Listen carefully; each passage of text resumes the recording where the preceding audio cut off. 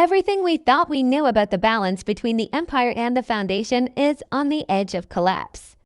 Episode 9 doesn't just move the story forward, it cracks it wide open, showing us how fragile power really is and how quickly loyalty can twist into betrayal.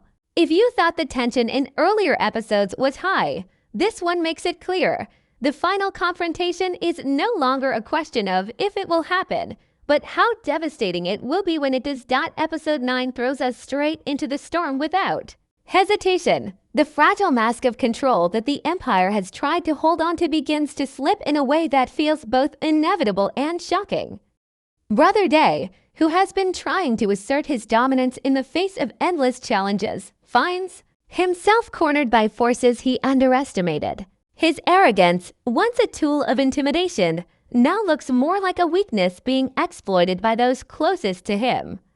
Betrayal lingers in every glance, and the sense that his reign is nearing its breaking point becomes impossible to ignore. Meanwhile, the Foundation continues to press forward with its mission, and we see Hari Seldon's plan shaping events from the shadows.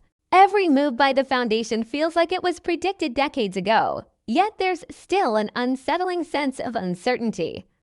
Gaal and Salvor, caught in the middle of prophecy and personal choice, wrestle with the weight of Seldon's calculations.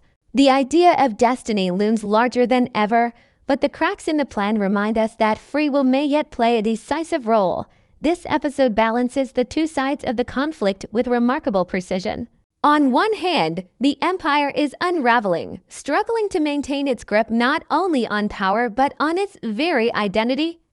On the other hand, the Foundation is becoming more confident, more daring, stepping into the role of a true challenger to imperial dominance. Both storylines echo the central theme of history repeating itself. Empires rise, empires fall, and in between, human ambition fuels both creation and destruction.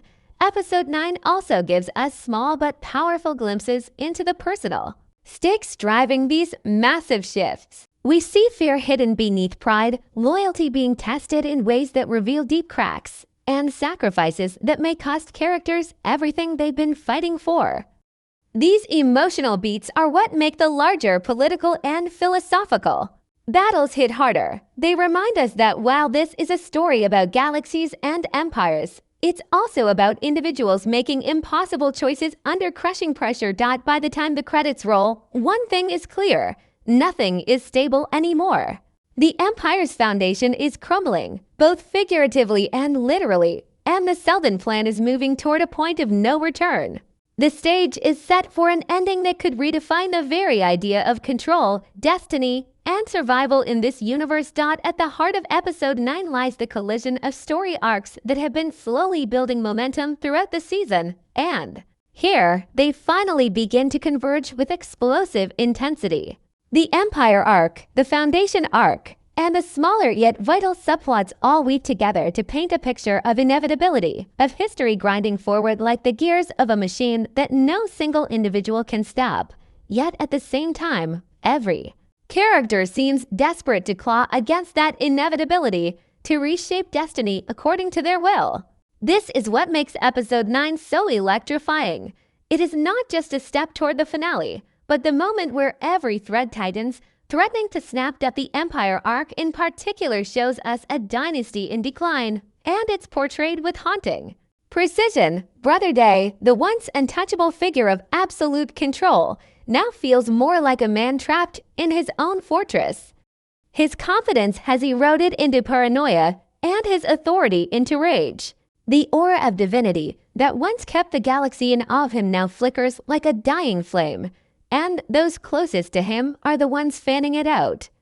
Episode 9 makes it painfully clear that the Cleonic dynasty is not held together by loyalty, but by fear. And fear is the weakest foundation of all.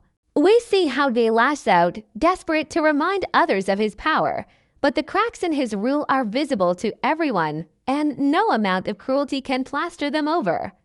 The echoes of rebellion, whispers of betrayal, and the inevitability of collapse hang over his scenes like a shadow he cannot escape. On the other side of the conflict, the Foundation arc feels like a mirror image, but in reverse. Where the empire is unraveling, the foundation is knitting itself together with purpose and conviction.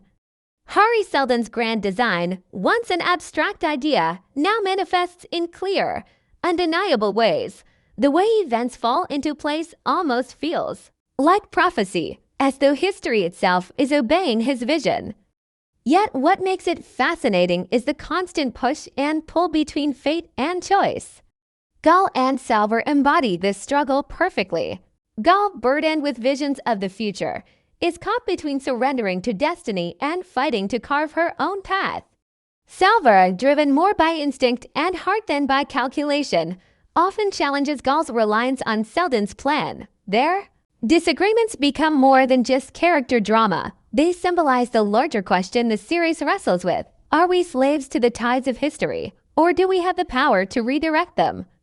Then there are the smaller yet crucial subplots that enrich the tension. The religious factions aligned with the Foundation gain strength, showcasing how belief can be as powerful a weapon as fleets of warships. The mystical allure of faith contrasts sharply with the Empire's crumbling reliance on bloodline and cloning. We are reminded once again that ideas, not armies, are what shape civilizations in the long run. Faith in the inevitability of the Seldon plan becomes as dangerous as any rebellion because it empowers ordinary people to believe they are part of something far greater than themselves. And once people believe, they cannot be controlled by fear alone. What ties all of these arcs together in Episode 9 is the relentless sense of movement toward collapse and rebirth. The Empire is decaying, weighed down by its arrogance and refusal to adapt. The Foundation is ascending, fueled by vision and belief. And caught in between are individuals whose decisions may tip the balance in unexpected ways. The beauty of this episode is that while the arcs feel like they are guided by inevitability, the human element keeps us guessing. One impulsive decision, one betrayal, one sacrifice could alter everything. That unpredictability is what keeps the tension razor sharp, even as the grand sweep of history seems unstoppable. By the end of this episode, the arcs no longer feel like separate threads. They are strands twisted into a rope, pulling us toward the edge of the cliff that Episode 10 promises to push us over. Empire, Foundation, faith, betrayal, destiny, and choice, all of it collides here, and the fallout is guaranteed to be nothing less than seismic. Episode 9 isn't just preparing the battlefield for the finale. It's already lit the fuse. Characters are the heartbeat of Foundation, and Episode 9 proves that no amount of sprawling galactic politics or grand predictions can overshadow the human element at the center of it all. The choices, flaws, and vulnerabilities of individuals shape the fate of empires, and in this episode, those choices echo louder than ever. What stands out is how each major character embodies a different facet of the struggle between destiny and defiance, power and weakness, logic and emotion. Episode 9 strips away the illusions that these characters have carefully built around themselves and shows us the raw, unfiltered truth hiding underneath. Brother Day takes center stage as a portrait of a ruler unraveling. Once the embodiment of calculated authority, he now seems cornered by the consequences of his own arrogance. Every word he speaks carries the weight of desperation, and every action feels like a man clinging to power rather than embodying it. What makes his arc so compelling is the duality. On the surface, Day still commands armies, still inspires fear, still carries the title of emperor. But beneath it, we see a man who knows the inevitable is coming, and the tighter he clenches his fist, the more his world slips away. Episode 9 makes him almost tragic, a ruler who cannot escape the fate of his dynasty, even as he thrashes violently against it. In many ways, Day becomes the very symbol of an empire's decay, proud, defiant, but hollow at the core. Cleonic, on the other hand, emerges as the figure caught between faith in Hari Seldon's vision and her own deeply human doubts. She has grown from a wide-eyed believer into someone carrying the crushing weight of foresight, haunted by glimpses of futures she may not want to face. What makes Gaal's presence in Episode 9 so powerful is how relatable her struggle feels. She wants to believe in the Seldon plan, to trust that history has already been written and her role is merely to guide it. But at the same time, she is tormented by the possibility that surrendering to destiny means giving up the freedom to choose. Her conversations and actions in this episode reflect that tug of war, showing us a woman torn between being a prophet and being a person. It is through her that we experience the larger theme of fate versus free will in its most intimate and painful form. Salvor Hardin's role here is equally vital, though it is driven less by philosophy and more by instinct and heart. Where Gaal is contemplative, Salvor is decisive. She embodies the defiance of the individual against the sweeping tides of history. In episode 9, her choices often clash with Gaal's reliance on Seldon's predictions, and those clashes expose the very heart of the debate. Salvor represents the belief that one person's courage, one person's sacrifice can make a difference, no matter how vast and unstoppable the current of events may seem. Her grit, her loyalty, and her willingness to put herself at risk are what make her stand out as a counterbalance to the cold logic of the Seldon plan. If Gaal is the voice of destiny, Salvor is the voice of rebellion against it. And then there is Hari Seldon himself, or rather, the many shades of him. Though no longer a man of flesh and blood, Hari's presence is stronger than ever, lingering like a ghost that shapes every decision. In episode 9, his plan reveals itself more fully. But what makes it fascinating is the ambiguity of it. Is Hari a visionary genius whose calculations will save humanity, or is he a manipulator who strips others of choice in the name of a greater good? His dialogue, his schemes, and even his silences raise this unsettling question. The brilliance of Hari's character is that he is both savior and tyrant, a man who offers hope while demanding submission. His shadow stretches across the galaxy, and episode 9 reminds us that the Foundation is not just fighting the Empire, it is also bound to the ghost of a man who claimed to predict their every move. The supporting characters, too, play crucial roles in deepening the emotional resonance of this episode. Dawn and Dusk, the other clones of the Empire, reveal the quiet fractures within the dynasty itself. Their presence underscores the futility of cloning as a tool of immortality. Instead of securing continuity, it has bred resentment, doubt, and the erosion of identity. We also glimpse secondary players, religious leaders, rebels, and advisors who, while not in the spotlight, help to highlight the larger stakes. Their loyalty or defiance serves as a mirror to the main characters, reinforcing how personal choices ripple outward to shape history. What makes episode 9's character work so unique is its balance of intimacy and scale. We are shown that empires may fall, plans may succeed, and wars may erupt, but at the center of it all are individuals battling fear, ambition, love, and doubt. Brother Day's paranoia, Gaal's visions, Salvor's defiance, Hari's ghostly control, these are not just narrative beats. They are the very essence of what makes this story resonate. Episode 9 reminds us that history is not only written in the stars, but in the hearts of those brave or foolish enough to try to change it. Episode 9 of Foundation is not only about the surface-level drama of collapsing empires and rising rebellions. Beneath the battles, betrayals, and prophecies lies a tapestry of symbolism and hidden details that reward careful viewers. The creators of this show have always been deliberate about embedding visual motifs and thematic echoes, and in this chapter of the story, those details shine through more clearly than ever. Watching episode 9 is like peeling back layers of history and philosophy. What seems like a simple exchange of dialogue or a passing image often carries within it a deeper meaning, foreshadowing the conflicts yet to come. One of the most striking recurring images in this episode is the crumbling architecture of the Empire itself. Scenes within the Imperial Palace are bathed in grandiosity, but the camera lingers on cracks, shadows, and dim lighting that suggest fragility. The once flawless walls, the polished floors, and the sterile perfection of the Cleonic dynasty no longer feel indestructible. Instead, they resemble relics in decline, monuments to a power that is already rotting from within. This is not accidental. The environment itself reflects the state of the empire, showing us that collapse is not only political but also spiritual and symbolic.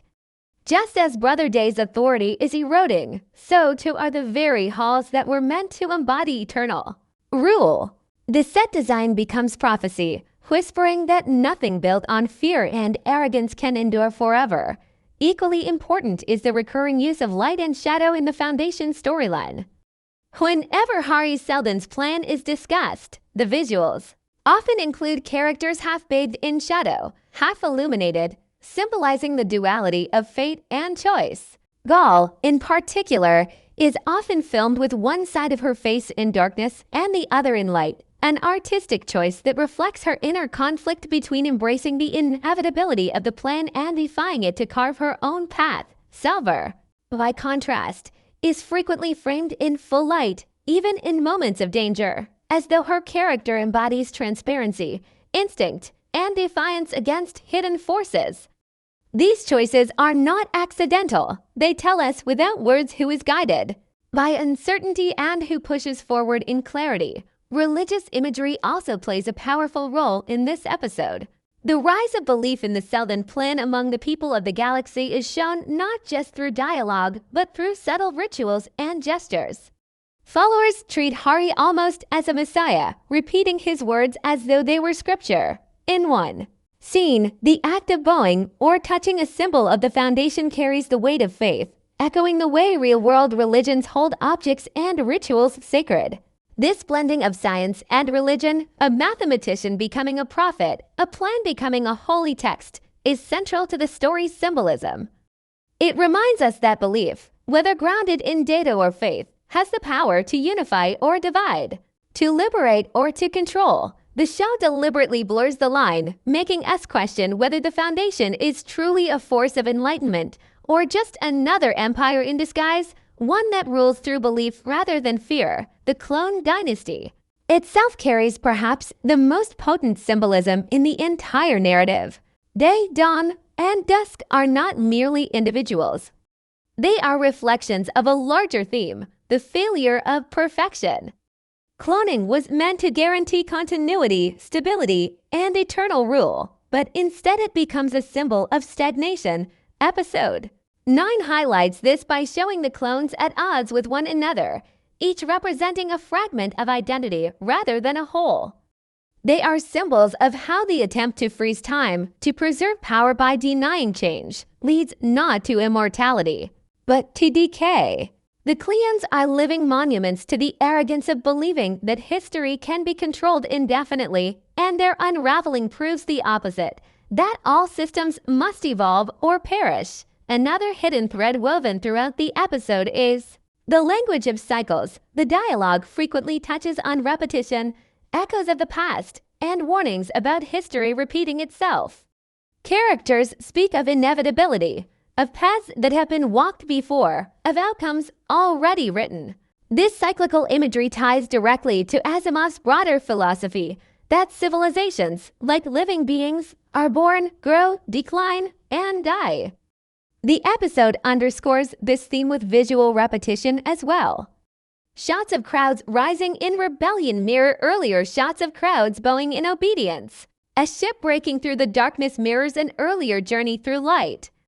These deliberate parallels remind us that history is not a straight line but a spiral, repeating the same patterns with variations, and the characters are both trapped within it and desperately trying to break free.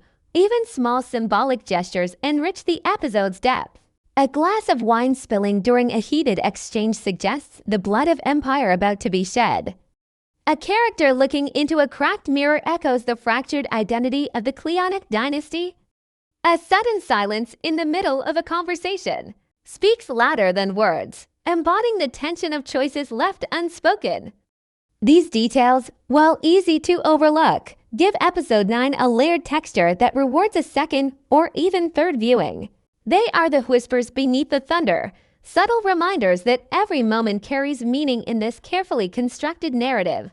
Ultimately, the symbolism of episode 9 makes one truth unavoidable: the fall of empire and the rise of Foundation are not merely political shifts, they are natural laws at work.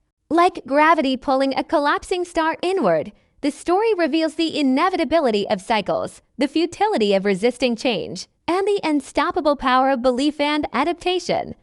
Hidden in its imagery and symbols, Episode 9 tells us that while individuals may struggle against their fate, history itself is relentless and it will consume those who refuse to evolve.